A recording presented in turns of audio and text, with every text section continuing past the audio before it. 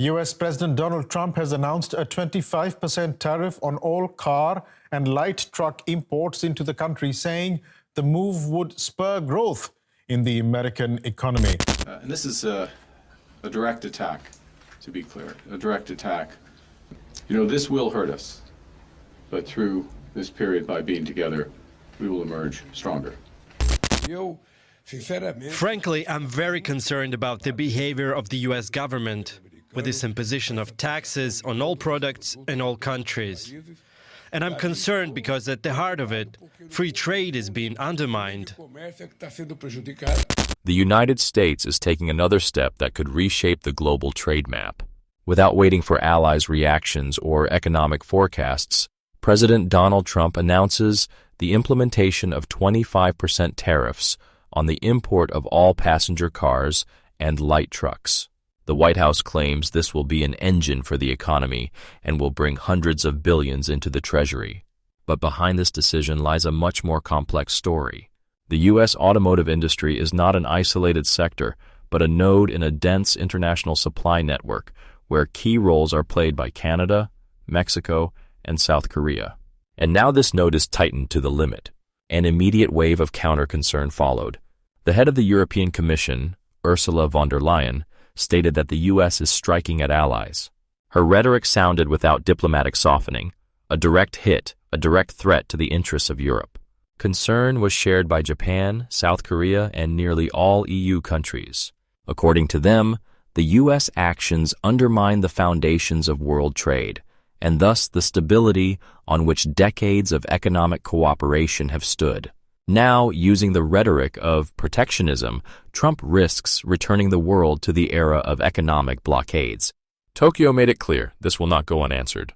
The Japanese Minister of Foreign Affairs announced that all measures are being considered, from trade responses to a review of strategic relations with the U.S. On the agenda, protecting national interests and tariffs on Japanese cars are seen as a direct threat to the economy.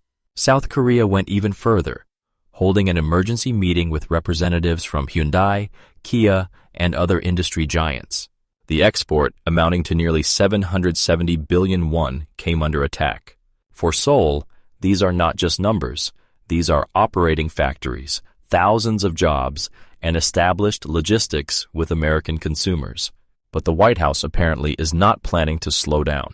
Trump is known for his tough rhetoric against trade deficits, especially with Asian countries. In the case of Korea, where the surplus remains stable, he sees a threat to American industry. Experts suggest that the next step might be tariffs on other goods, from electronics to chemical products. However, South Korean corporations do not plan to retreat. Hyundai has already announced significant investments in steel production in the U.S., a move that could change the entire layout of the negotiations. Against this backdrop, the automotive industry enters a zone of turbulence. The sector, already facing a crisis from a shortage of microchips to supply chain disruptions, receives a new blow. Tariffs risk tearing apart logistical chains built over decades. Essentially, not only international partners, but also American automakers themselves are under threat. Ford, General Motors, and Chrysler have already reported rising costs. For them, this means increased assembly costs, reduced competitiveness, and a hit to sales. The contradiction is evident. The administration announces tax compensation for buyers, but economists warn this does not offset the overall price increase. An American walking into a car dealership for a new vehicle will find prices higher than expected, and businesses face restrictions on raw materials and components. As a result, instead of stimulating production, the country may experience inflation, reduced demand, and slowed GDP growth. In expert circles, voices are increasingly asserting that Trump's move is not just economic, but also political. Analysts note that trade policy at the White House has become part of a strategic game. It is possible that the introduction of tariffs is an attempt to pressure China or a bargaining chip in negotiations over the sale of TikTok. Trade is no longer just about economics. It becomes geopolitics, and protectionism becomes a currency of trade. This is exemplified by the behavior of the U.S. administration in previous conflicts, where tariffs became a lever of pressure in completely different arenas. Amid all these events, one question resonates in the international press. Is Washington truly ready to reshape the global order, or is this another attack designed to force partners to the negotiating table? There is no answer yet, but everything indicates that the consequences will be significant. While partner countries try to find answers, anxiety is mounting in the United States itself. If Trump goes all the way, the next step could be a full-scale trade war, not only with China or the EU, but with the entire world. It is already evident how allies are losing trust, and an internal discourse on the appropriateness of such steps begins within the U.S.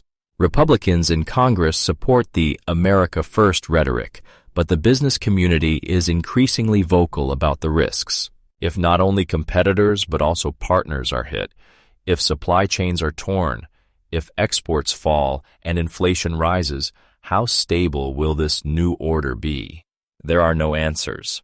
There are only troubling signals, rising prices, potential downturns, and the increasingly loud question: is America creating a crisis with its own hands, from which it will be far more difficult to recover than simply canceling tariffs? Thus continues the trade drama, where not only billions of dollars, but also trust between nations are at stake. Another act has been played out, but the finale is still ahead. Whether this will be the triumph of protectionism or its collapse, only time will tell.